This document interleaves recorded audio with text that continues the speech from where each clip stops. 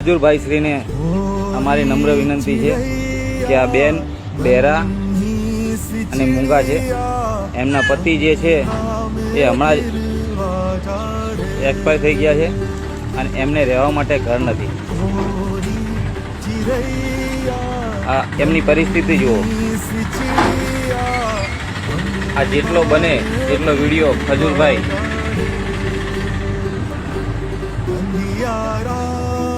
સુધી પહોંચતો કરો. આ બેનને રહેવા માટે ઘર નથી. આ એમની પરિસ્થિતિ જુઓ. આ બેનને 4 દીકરી 1 દીકરો છે. એટલે આવા ઘરમાં રહેવા માટે આ મજબૂર છે. નથી નાવા ધોવાની સગવડ, નથી રહેવાનું સારું ઘર. આ વરસાદ આવે તો ઉપરથી ખુલ્લું પાણી પડે છે. તો આપ સર્વને નમ્ર વિનંતી